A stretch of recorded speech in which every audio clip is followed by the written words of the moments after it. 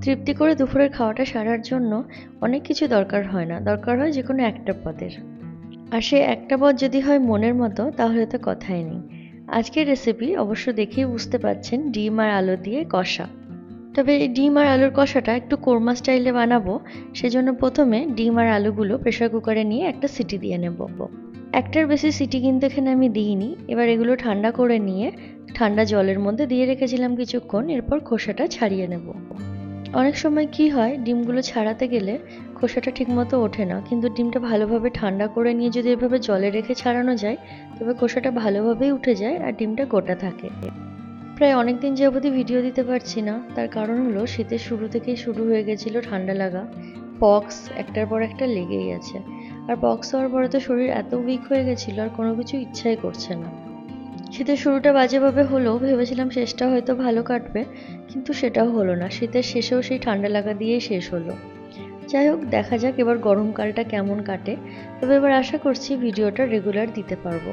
এদিকে কথা বলতে বলতে ডিমগুলো প্রায় ছাড়ানো হয়ে এলো। ডিম আর আলুগুলো ছাড়িয়ে রেখে পরে রান্নাটা বাকি মশলাগুলো করে নেব। তবে তার আগে ডিমে সামান্য নুন আর হলুদ মাখিয়ে রাখবো। এখানে নুন আর হলুদটা আমি শুধু ডিমের মধ্যেই মাখাচ্ছি, আলুতে না। আর এবছর যেমন অসম্ভব শীত পড়েছিল, শোনা যাচ্ছে নাকি সেরকম গরমও পড়বে। দেখা যাক কি হয়। ডিমটাকে ম্যারিনেট করে রেখে একটা মশলা বানিয়ে নেব। মশলার জন্য আমি নিচ্ছি এখানে প্রথমে একটা মিডিয়াম সাইজের পেঁয়াজ টুকরো করে কাটা। তার সঙ্গে লাগছে 10 থেকে 12 কোয়া মতো রসুন, 8 থেকে 10 কোয়া কাজু আর সঙ্গে কাঁচা লঙ্কা। সামান্য একটু জল দিয়ে একটা পেস্ট বানিয়ে রাখবো। মশলাটা বানিয়ে নিয়ে এদিকে একটা কড়াই ভালো করে গরম করে নিয়ে তাতে দিয়ে দিচ্ছি সর্ষের তেল। সর্ষের তেল থেকে ধোঁয়া ওঠা অবধি অপেক্ষা করে গ্যাসের ফ্লেমটাকে আবার লো করে দিয়ে ডিমগুলো দিয়ে একে একে ভালো করে এপিট ওপিট করে ভেজে নিতে হবে। হালকা রং ধরে আসা অবধি ডিমগুলো ভালোভাবে ভেজে নিয়ে একটা আলাদা পাত্রে তুলে রাখবো।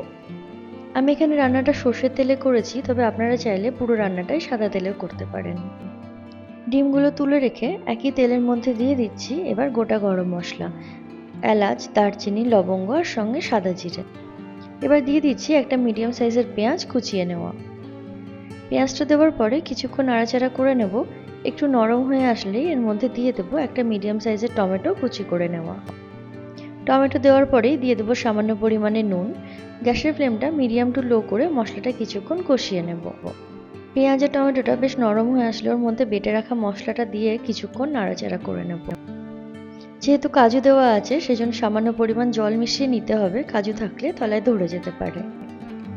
এরপরে মশলা থেকে তেল ছাড়া অবধি অপেক্ষা করতে হবে। মশলা থেকে তেল ছেড়ে আসতে শুরু হলে একটু ঢাকা দিয়ে কিছুক্ষণ রেখে ওর মধ্যে গুঁড়ো মশলাগুলো যেমন হলুদ গুঁড়ো, জিরে গুঁড়ো, সামান্য কাশ্মীরি লঙ্কার গুঁড়ো আর নুন দিয়ে কিছুক্ষণ কষিয়ে নেব। মশলা কিছুক্ষণ কষে আসলে ওর মধ্যে সেদ্ধ করে রাখা আলুগুলো দিয়ে আরও কিছুক্ষণ কষিয়ে নিতে হবে।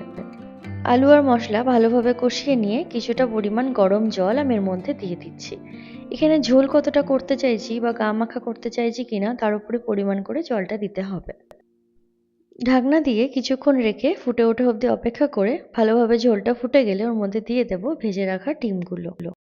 এদিকে রান্না তো প্রায় তৈরি হয়ে এলো। নামানোর আগে ঘি, গরম মশলা আর একটু কাশ্মীরি লঙ্কার গুঁড়ো আর সঙ্গে কাঁচা লঙ্কা কুচি ছড়িয়ে নামিয়ে পরিবেশন করে নেব।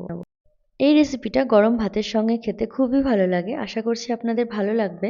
আর রেসিপিটা যদি আপনারা বাড়িতে ট্রাই করে থাকেন, আমাকে কমেন্টে জানাতে ভুলবেন না রেসিপিটা আপনাদের কেমন লেগেছে। আজকে চলি, দেখা হবে অন্য কোনো ভিডিওতে নতুন কোনো রেসিপির সঙ্গে। আশা করছি এবার থেকে কন্টিনিউ ভিডিও দিতে পারবো। আর ভিডিওটি আপনাদের ভালো লেগে থাকলে একটা লাইক করে অবশ্যই পাশে থাকবেন।